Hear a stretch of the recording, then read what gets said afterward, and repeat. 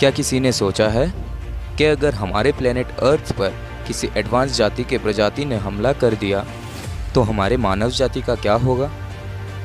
क्या हम उनका सामना कर पाएंगे?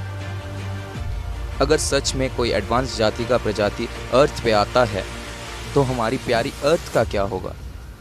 चलिए इन्हीं सभी सवालों का जवाब आगे वीडियो में जानते हैं।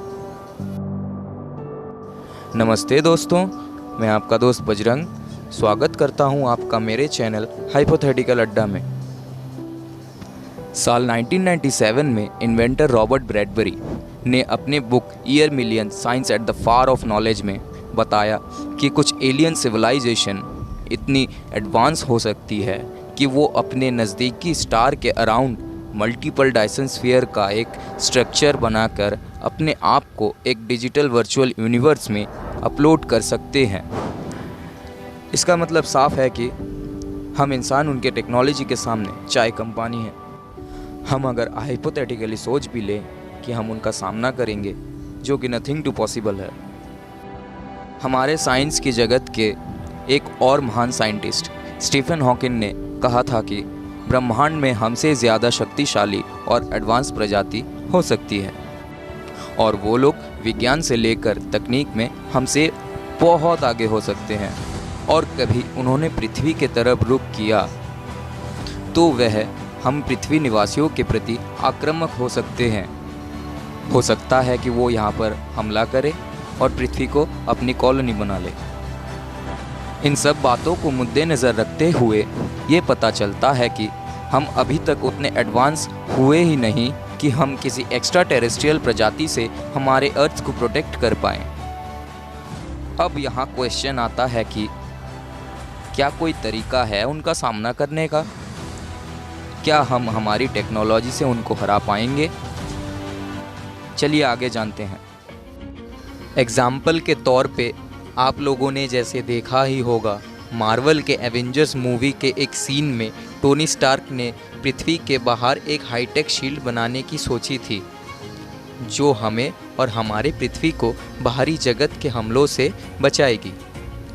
लेकिन अभी के ज़माने में जिसे देखो वो ही पृथ्वी को छोड़कर दूसरे प्लेनेट पर घर बसाने की बात करता है।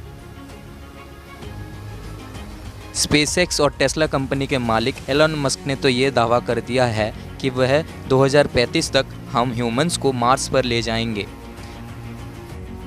और वहाँ जाके हम अपनी कॉलोनी बसाएंगे। लेकिन कोई यह नहीं सोचता है कि हम हमारे पृथ्वी को कैसे साइंस और टेक्नोलॉजी में उन्नत करें। पृथ्वी पे ऑक्सीजन रिसोर्सेज घट रहे हैं, इनको कैसे बढ़ाएं?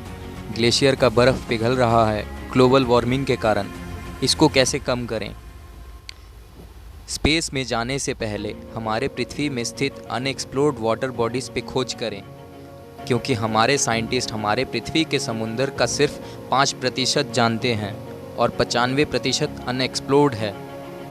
क्या पता कितने ही अनगिनत राज छिपे होंगे इस 95% के अंदर। मेरी तरफ से आप लोगों के लिए एक क्वेश्चन, आप लोगों को क्या लगता है अगर हम दूसरे प्लेनेट पर घर बनाने में कामयाब हो भी गए तो क्या हम सारे पृथ्वीवासी वहाँ जाके अपना घर बना पाएंगे? इसका आंसर मुझे आप लोग नीचे कमेंट में दीजिए।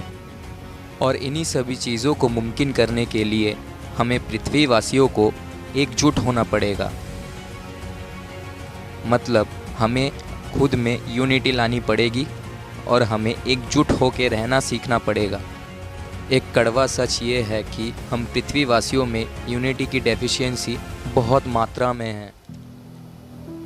मेरा मतलब अगर हमारे प्लेनेट के 193 कंट्रीज़ एक होके पृथ्वी की सुरक्षा के बारे में सोचे तो शायद हम धीरे धीरे टेक्नोलॉजी में बेहतर हो जाएंगे और हमारी पृथ्वी के तरफ आते हुए हर खतरे को टाल पाएंगे। दोस्तों, आज से ही हमें हमारी पृथ्वी की भलाई और इंसानियत की भलाई के बारे में सोचना पड़ेगा, नहीं तो एक दिन सच में कोई दूसरे ग्रह का प्राणी आके हमसे हमारी पृथ्वी और हमारी आज़ादी छीन लेगा और हम कुछ कर भी नहीं पाएंगे।